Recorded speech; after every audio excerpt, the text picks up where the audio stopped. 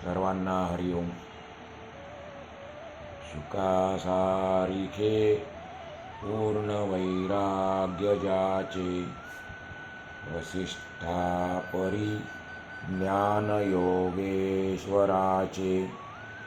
कवी वाल्मिका सारिखा मान्य ऐसा, नमस्कार माझा सद्गुरु रामदासा. श्रीमद भागवत याच्यामध्ये आपण दशक तिसरा सुरू केलेला आहे. त्या दशक तिसऱ्यामध्ये समास पहिला, जन्म दुःख निवारण, त्याचा आपण अभ्यास करतो आहे. समासाच्या नावातच सर्व अर्थ भरलेला आहे.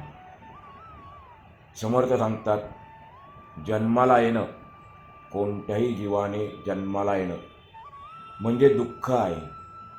जन्म म्हणजे दुःख आहे आणि त्याचं निवारण कसं करायचं त्याचा आपल्याला उपाय सांगणार आहेत. परंतु मनुष्य जन्माला येताना कोणकोणत्या प्रक्रिया घडत असतात, किंबहुना मनुष्याचं जे शरीर आहे ते शरीर किती वाईट आहे, खराब आहे, त्याचं वर्णन समर्थ करत होते. त्यांनी सांगितलं आपल्याला की हे जे शरीर आहे ते वरून वरून दिसायला सुंदर आहे, आकर्षक आहे, लावण्यवान आहे, सौंदर्यवान आहे. पण आपण वरच्या गोष्टीला भुलतो, आतमध्ये कधी झाकून पाहत नाही आणि त्यामुळे आपण फसतो. कारण आपल्याला माहिती आहे की दिसतं तसं नसतं आणि म्हणून तर जग फसतं. आपल्या घराच्या भिंती असतात, त्या भिंतीला आपण रंग वगैरे इतकी सुंदर बनवतो. काही वेळेला रंग एवढे पारदर्शक असतात की आपलं प्रतिबिंब त्यामध्ये दिसतं. पण तो रंग आपण काढला बाजूला तर त्या भिंतीच्या आतमध्ये काय आहे? सिमेंट आहे, वाळू आहे, रेती आहे, आणखी नाना प्रकारच्या गोष्टी आहेत. त्याहीपेक्षा खराब अवस्था आपल्या देहाची आहे. समर्थांनी उदाहरण दिलं होतं की आपलं शरीर म्हणजे काय, तर चर्मकुंडी आहे. चांभाराची चर्मकुंडी जी आहे ती जेवढी घाणीने भरलेली असते, दुर्गंधीने भरलेली असते, आपल्याला झाकण उघडण्याची सुद्धा सोय नाही, तशी आपल्या देहाची अवस्था आहे. आतमध्ये पाहण्याची सोयही नाही. चर्मकुंडी जी आहे, चांभाराचे कुंड जे आहे ते स्वच्छ केलं तर होतं, एखाद्याला आपण स्वच्छ केलं तर ते स्वच्छ होतं. पण या देहाला रोज धुवून काढले तरी ते दुर्गंधीने, घाणीने भरलेले शरीर निर्मळ होत नाही. निर्मळ म्हणजे स्वच्छ नाही, आपला गैरसमज आहे. बऱ्याच शब्द आपण चुकीचे अर्थ घेतो. स्वच्छ वेगळा आणि निर्मळ वेगळा आहे. एखादी गोष्ट स्वच्छ केली तरी निर्मळ होईल असं नाही, पण निर्मळ केली म्हणजे स्वच्छ होईल. कारण शब्दात अर्थ आहे, ज्याच्यातून मळ निघून गेलेला आहे त्याला म्हणायचं निर्मळ. म्हणून आपलं जे शरीर आहे, आपण किती प्रयत्न केला स्वच्छ धुवून काढण्याचा रोज, तरी देखील ते निर्मळ होत नाही. जगद्गुरू संत तुकाराम महाराज देखील एका अभंगात वर्णन करतात, शरीर दुर्गंधीचे थार, नाही अपवित्र शरीरा ऐसे. शरीर विटाळाचे आळे, माया मोह पण जाळे. माया मोहाचं जाळं आहे, पण ते कसं निर्माण झालं? विटाळाचे आळे आहे. स्त्रीचा विटाळ दाट होत गेला, तो गोठला आणि त्या विटाळापासून शरीर बनलेलं आहे. आता हा देह कसा उभा केला ते पाहूया. स्वामीजी सांगतात, प्रथम हाडांचा सापळा उभा केला, त्यामध्ये शिरा आणि नाड्या, शिरा म्हणजे आपल्या नाड्या, यांनी तो गुंडाळला गेला. प्रत्येक सांध्यात चरबी आणि मांस भरून त्या शरीराला चांगला फुगवला. शरीरात असताना आपल्या शरीरामध्ये जे रक्त खेळतं त्याला अशुद्ध असं नाव आहे. म्हणजे रक्तसुद्धा शुद्ध नसते, असे अशुद्ध या शरीरात भरलेली आहे. याच्याशिवाय अनेक रोग व नाना दुःखे यांची देहात वस्ती आहे. तुकाराम महाराज पुढे सांगतात एका अभंगातून, शरीर दुःखाचे कोठार, शरीर रोगाचे भांडार. आपले शरीर म्हणजे आत बाहेर घाणीने लडवडलेले व नरकाने भरलेले कोठार आहे, दुःखाचे कोठार आहे.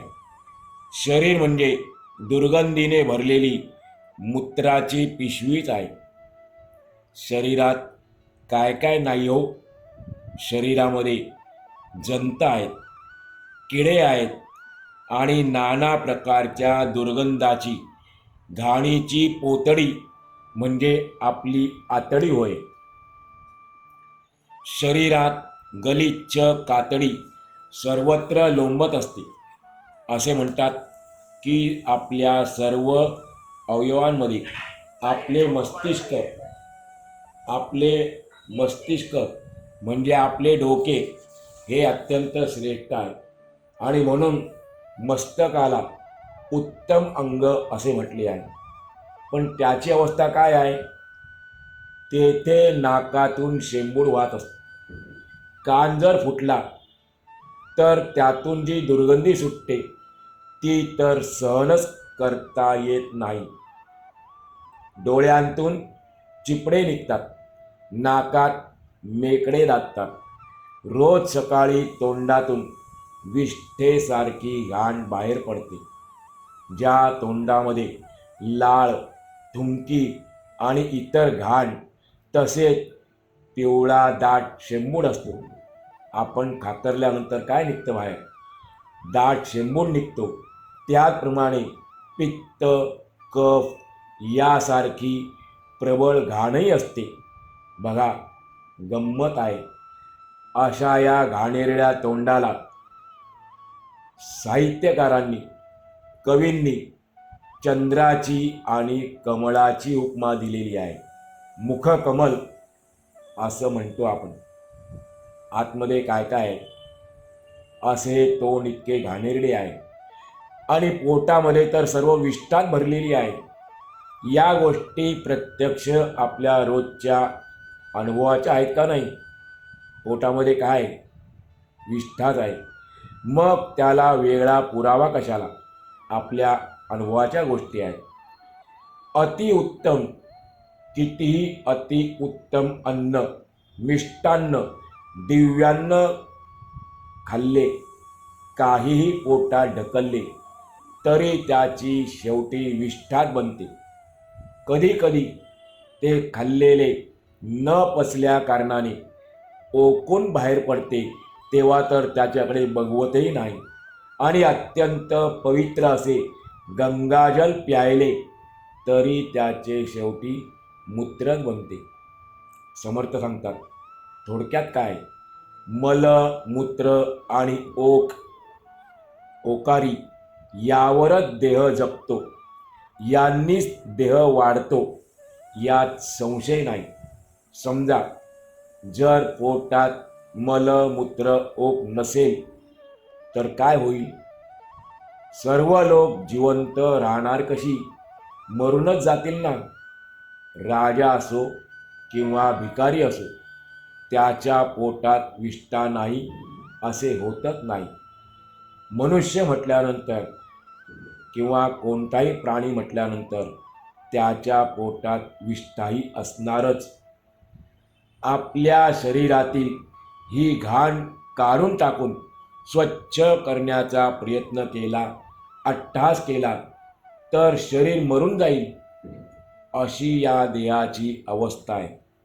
जोपर्यंत देह धडधाकट आहे, शरीरामध्ये ताकद आहे, तोपर्यंत तो कसा आहे याचे वर्णन करताना आत्ता सांगितलेली गलिच्छ दशा सांगावीच लागते. तारुण्यामध्ये ताकद असते, शरीर धडधाकट असते, पण अवस्था कोणती असो, बाल्यावस्था असो, तारुण्यावस्था असो, वृद्धावस्था असो, प्रत्येक अवस्थेचं एकच आहे, विष्ठा सगळीकडे भरलेलीच आहे. पण आपल्या मनाला काही केले आहे पटत नाही, खरे वाटत नाही. देह हा खरेच इतका खराब आहे काय, अशी शंका मनात आल्याशिवाय राहत नाही. समर्थ यानंतर आईच्या पोटात जीवाचे किती आणि कसे हाल होतात त्याचे वर्णन करीत आहेत. सुरुवातीला समर्थांनी सांगितलं की हे जे वर्णन आहे जन्माचं, जन्माच्या दुःखाचं, आणि आता सांगणार आहेत ते आईच्या पोटात असताना जीवाचे होणारे हाल. हे ऐकलं तर आपल्याला किळसच येईल, अतिशय घाणेरडं वाटेल, पण ते सत्य आहे. सत्य सांगायला कधी संत घाबरत नाहीत, कारण जे सत्य सांगतात त्यांनाच संत म्हणतात. संत जे आहे ते सत्याशिवाय काही बोलत नाही, आणि ते बोलतात ते त्रिकालाबाधित सत्य असतं. तर आपण ऐकूया आईच्या पोटात जीवाचे कसे आणि किती हाल होतात. खरं तर ते दुःख सहन करण्यापलीकडेच असते. आईच्या पोटात असताना जे दुःख सहन करायला लागतं ते सहन करण्याच्या पलीकडे असते, पण तरीही ते जीवाला सहन करावेच लागते, कारण त्याशिवाय पर्यायच नसतो, दुसरा कोणताही मार्ग नाही. आईच्या पोटातून जीवाला शरीर धारण करावंच लागतं. या देहरूपी तुरुंगात वस्तीला आल्यामुळे जीवाला 9 महिने फार यातना भोगायला लागतात. या शरीराला स्वामीजींनी तुरुंग म्हटलेला आहे, आणि ज्या वेळेला जीव या तुरुंगात वस्तीला येतो, मुक्कामाला येतो, त्यावेळेला ज्या यातना होतात 9 महिने सहन करायला लागतात. आईच्या पोटात म्हणजे गर्भाशयात वायू नसतो, हवा नसते, त्यामुळे 2 डोळे, 2 कान, नाकाची 2 भोके, तोंड, गुद आणि उपस्थ ही शरीराची 9 द्वारे बंद असतात. हवा यायला जागाच नाही, आणि त्यामुळे ही 9 द्वारे आपले कार्य करू शकत नाहीत. आईच्या पोटातील ओक आणि विष्ठा यातून पाणी झिरपते, ते जठराग्नीच्या उष्णतेने तापते, आणि त्यामुळे गर्भाची हाडे आणि मांस उकळून निघतात. गर्भाला त्वचा म्हणजे कातडी नसते, तो नुसता मांसपिंडाच्या खोळीत असतो, म्हणजे अतिशय पातळ वेष्टनात, आवरणात असतो. तेथे तो हालचाल करू लागतो, तेव्हा आईला डोहाळे सुरू होतात. आणि मौज अशी आहे की जीव गर्भात एवढ्या यातना सहन करतो, आणि घरात डोहाळ जेवणाचे सोहळे मोठ्या आनंदात केले जातात. अशा वेळी ती माता कडू व तिखट पदार्थ खाऊ लागते, त्यामुळे त्या गर्भातील बालकाचे सर्वांग होरपळून निघते. गर्भ म्हणजे तरी काय असे विचाराल तर गर्भ म्हणजे चामड्यात गुंडाळलेले गाठोडे असते, आत विष्ठेचे पोतडे असते. नाभीपासून निघणाऱ्या नाळेद्वारे जगण्यास आवश्यक असणारे रस त्या जीवाला मिळत असतात. कधी कधी आपल्याला असं दिसून येतं की जन्म झाल्यानंतर ते बालक विष्ठेने माखलेलं आहे. मल, मूत्र, ओक आणि पित्त यांच्यामुळे नाकातोंडातून जंतू बाहेर निघतात, त्यामुळे गर्भाचा जीव अत्यंत घाबराघुबरा होतो. अशा या कैदखान्यात अतिशय अडचणीत सापडलेला जीव अत्यंत कळवळून भगवंताला म्हणतो, हे देवा, आता येथून माझी सुटका कर. हे भगवंता, जर मला तू या यातनांमधून सोडवशील, बाहेर काढशील, तर मी स्वतःचे हित करून घेईन. मी गर्भवास चुकवीन आणि पुन्हा येथे येणार नाही. साधू संत महात्मे यांनीच गर्भवासाचे दुःख जाणले आणि त्यांनी आपल्यासारख्या सामान्य जीवाला त्यातून बाहेर काढण्याचा प्रयत्न केला. गर्भवासाचे दुःख वर्णन करताना जगद्गुरू म्हणतात, काय सांगो गर्भीची यातना, मद भोगीता नारायणा, मांस मळ मूत्र जाणा, तुझ क्षणोक्षणा ध्यातसे, तुझ क्षणोक्षणा ध्यातसे. शांतीब्रह्म संत एकनाथ महाराज यांनी देखील गर्भवासाचे दुःख सांगितलेलं आहे. ते वर्णन करताना म्हणतात, गर्भवासाचे दुःख सांगता आटक, मलमूत्र दाथरी जननी जठरी अधोमुख. मलमूत्र दाथरी जननी जठरी अधोमुख. आपण आईच्या पोटामध्ये उलटे असतो. आपले तोंड खाली असते आणि पाय वरती असतात. पुढे म्हणतात एका अभंगातून, गर्भवासीचे साकडे सांगावे कवनाकडे, सर्वांगी विष्ठा लेपू नाकी तोंडी किडे. दुःखाने कासावी झालेला जीव भगवंताची विनवणी करतो न करतो, तोच त्याची जन्माची वेळ जवळ येते आणि प्रसूती वेदनांनी आई आरडाओरडा करू लागते. इकडे गर्भातील पोराच्या नाकातोंडात मांस दडपून बसल्याने, घट्ट चिकटून बसल्याने, टाळूतील छिद्राने त्याला श्वासोश्वास घ्यावा लागतो. पण जन्माच्या वेळी ते छिद्रही बुजून जाते. टाळूचे छिद्र बंद झाल्याने त्या पोराला अत्यंत घाबरायला होते. तो तळमळून पोटातल्या पोटात इकडे तिकडे हलू लागतो. आता श्वासोश्वास कोंडल्यामुळे तो जीव अक्षरशः त्रासून जातो. पण बाहेर पडण्याचा कोणताच मार्ग नसल्याने तो कासावीस होतो. बाहेर पडण्याचा मार्ग नाही दिसत. मूल बाहेर पडण्याआधी धडपड करू लागते, तर ते भलत्या ठिकाणी अडकून आडवे झाले. बाहेर पडताना जर भलत्या ठिकाणी अडकून राहिले, ते आडवे झाले, तर त्याला कापून काढा, त्याला कापूनच बाहेर काढा असे लोक म्हणू लागतात. मग तुकडे करून त्या मुलाला बाहेर काढतात. त्याचे हात पाय तोडतात. तोंड, नाक, पोट, जो भाग हाताला लागेल तो कापून काढतात. अशा रीतीने त्या नवजात बालकाच्या शरीराचे लचके तोडत असताना त्याचे प्राणही जातात आणि या सगळ्या खटपटीत त्याची माताही प्राण सोडते. मूल स्वतः मरण पावले व आईचाही प्राण घेतला, शिवाय गर्भावस्थेमध्ये भयंकर दुःख सोसावे लागले ते वेगळेच.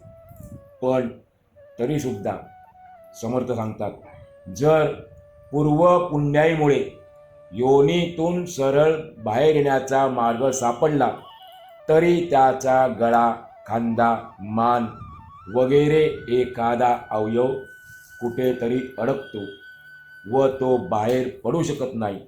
मग त्या अरुंद संकुचित मार्गातून त्याला बळेच जोराने खेचून बाहेर काढतात आणि त्यामुळे कधीकधी त्या बालकाचे प्राण जातात. गर्भातील मूल जन्माला येताना देहाची अवस्था काय होते याचे सामान्य वर्णन समर्थांनी केले. या सर्व खटाटोपात त्या जीवाच्या अंतरंगात काय चालले, त्याची काय अवस्था होते, हे फक्त अंतर्यामी संतच सांगू शकतात. म्हणून समर्थ पुढे वर्णन करतात, जन्माला येण्याच्या धडपडीत बाळाचे प्राण जात असता अखेरच्या क्षणी त्याला भगवंताचा विसर पडतो. अगोदर भगवंताची आठवण असते. भगवंताची तो प्रार्थना करतो, विनवणी करतो, मला या दुःखातून बाहेर काढ. एक वेळा करी या दुःखा वेगळे, असं तो म्हणतो. आणि ज्या वेळेला तो बाहेर येतो त्यावेळेला त्याला विसर पडतो. गर्भात असताना भगवंताला दिलेले वचन, भगवंताची आठवण तो विसरून जातो.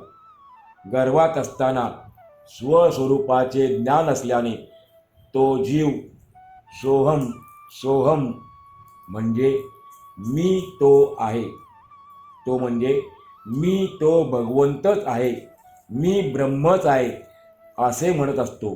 आपण नाव ठेवतो सोहम, त्याचा अर्थ आपण लक्षात पाहिजे.